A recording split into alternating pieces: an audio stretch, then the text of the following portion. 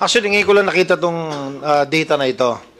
But initially, ang aking impression dito, Mr. Chair, there is a big possibility that during the time of 2008 and between 2008 and 2015, baka hindi intensified ang pag-raid sa case ng mga drugs.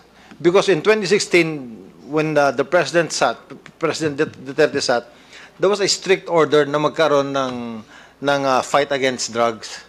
So yung na-intensify yung laban sa drugs, kaya maraming nare-report ng mga cases, kaya tumaas ito.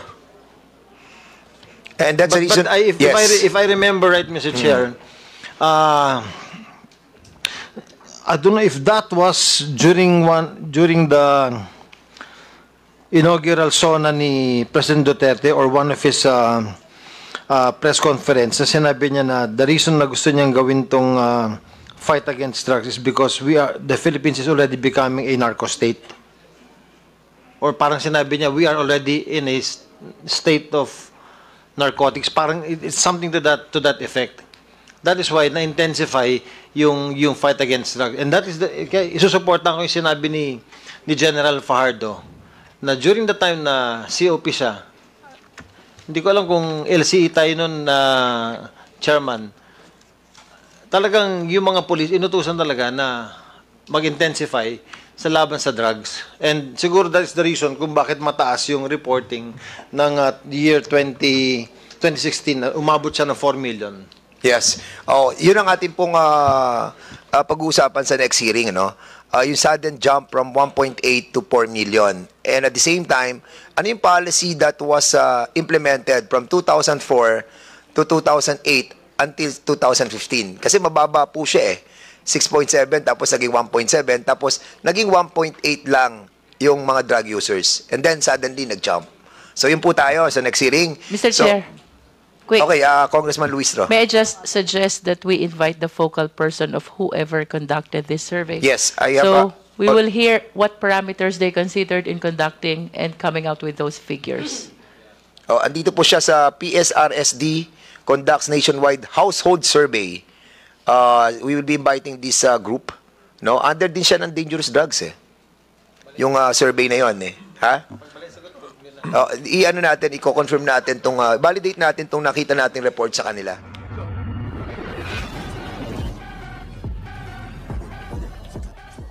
Okay, thank you so much.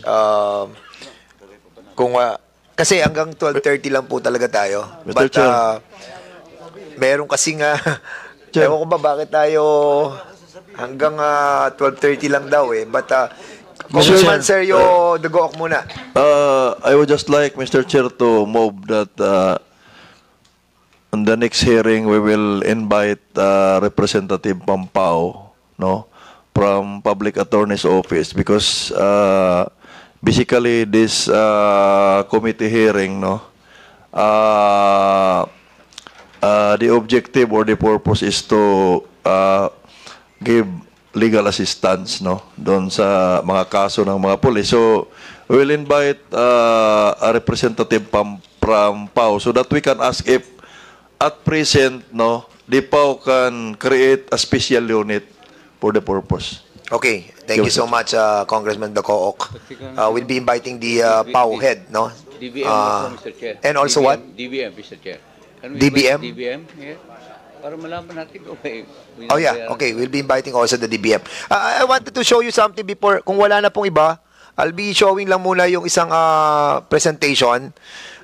Kasi ito, survey to that was conducted by the Policy Studies, Research and Statistics Division of the Dangerous Drugs Board.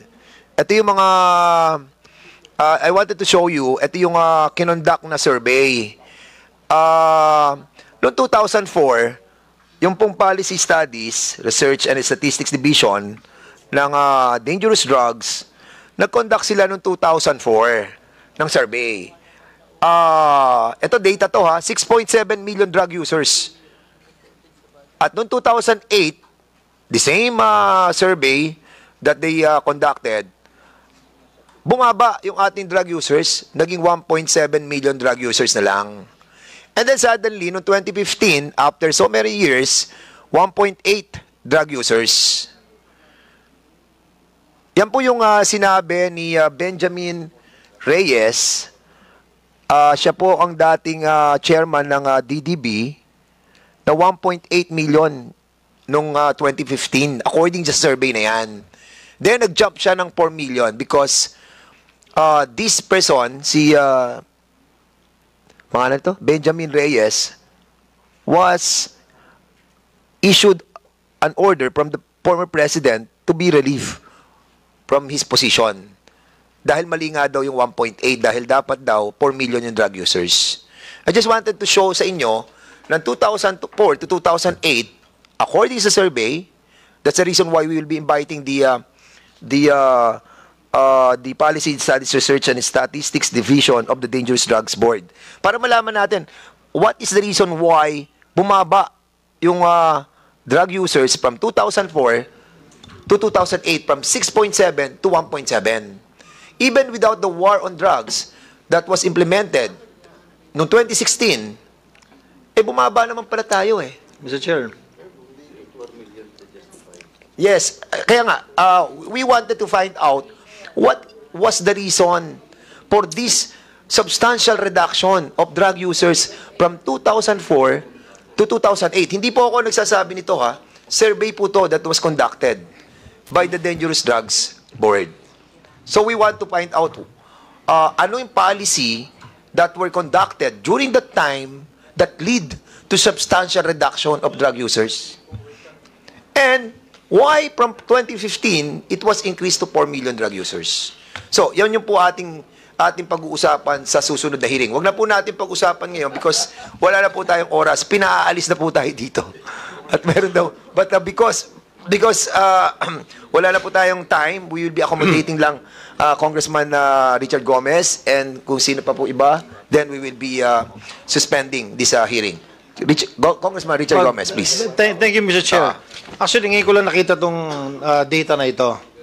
But initially, ang aking impression dito, Mr. Chair, there is a big possibility that during the time of 2008 and between 2008 and 2015, baka hindi intensified ang pag-raid sa case ng mga drugs. Because in 2016, when the President Duterte sat, there was a strict order na magkaroon ng fight against drugs.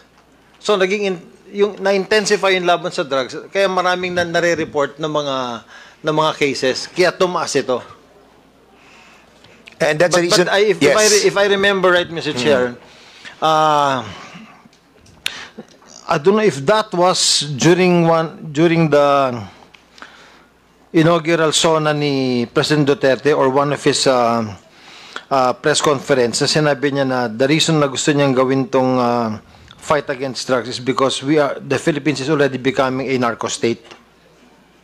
Or parang sinabi niya, we are already in a state of narcotics. Parang it's something to that effect. That is why na-intensify yung fight against drugs. And that is isusuportan ko yung sinabi ni General Fajardo na during the time na COP siya, hindi ko alam kung LCE tayo nun na chairman, talagang yung mga police, inutusan talaga na mag-intensify sa laban sa drugs. And siguro that is the reason kung bakit mataas yung reporting ng year 2016 na umabot siya ng 4 million. Yes. Yun ang ating pong pag-uusapan sa next hearing, ano? Yung sudden jump from 1.8 to 4 million. And at the same time, ano yung policy that was implemented from 2004 to 2008 until 2015? Kasi mababa po siya eh. 6.7 tapos naging 1.7 tapos naging 1.8 lang yung mga drug users. And then suddenly nag-jump. So yun po tayo sa next hearing. Mr. Chair, quick. Okay, Congressman Luis Ro. May I just suggest that we invite the focal person of whoever conducted this survey? Yes, I have So we will hear what parameters they considered in conducting and coming out with those figures. Andito po siya sa PSRSD conducts nationwide household survey. We will be inviting this group. No, under din siya ng dangerous drugs eh. Yung survey na 'yon eh. Ha? I-ano natin, i-confirm natin tong validate natin tong nakita nating report sa kanila. So, Mr. Chair. I was really also, I was shocked, no? Sabi ko, bakit? From 2004, 6.7 million drug users, biglang bumaba siya, naging 1.7. Mr. Chair. Yes, Congressman Abante. Drug users lang ba yan o drug pusher? Drug users, Ito di ba? maliwanag, Chairman Abante. The board has already conducted 2 nationwide surveys under the Public Act 9165 in 2004, which resulted with an estimated 6.7 million drug users, and in 2008, an estimated 1.7 million drug users, respectively, at the time those surveys were conducted. So, we need to invite them para malaman natin. So, hindi pa Bumaba kasama, Mr. Chair, yung drug pushers dyan. Drug users, nakalagay. Drug users lang. Yes. So, para ma-expound natin yung survey na ginawa nila, we'll be inviting them over and bring all those surveys they use para makita natin ano rin ang ginamit nilang parameters, why a sudden drop. Yung mga millions from 2004 to 2008 We need to find out. Mr. Chair, di ba yung Yes, Congressman Plato. Di ba pusher user din? Hindi natin Anyway, kung wala na po tayo, Chairman Caraps. Before we suspend, Mr. Chairman, we may also invite the representative from PDEA and the Dangerous Drugs Board, Mr. Chairman. Okay, Mr. Chairman. So there's a motion to invite those Mr. Chair. personalities. Any second the motion? Duly seconded. Any I objection? second the motion, Hearing but, none? can we invite the former PDEA Director General? Kasi mas marami nasasagot yung kesa kay DG Lasso Kasi yung pag-usapan natin yung during his time. Sino ba? Si Wilkins? During this time? Sino ba yun? During that time, sino ba? Si Si Wilkins. Wilkins. Okay, can we invite Yes, both? we'll be inviting him over as well. Si Aquino and Wilkins. Yes. Okay, there's a motion to invite those personalities as well. No objection? All right. So, any Motion any to more? suspend, Mr. Chairman. There's a motion to suspend. Duly seconded. This hearing is now suspended.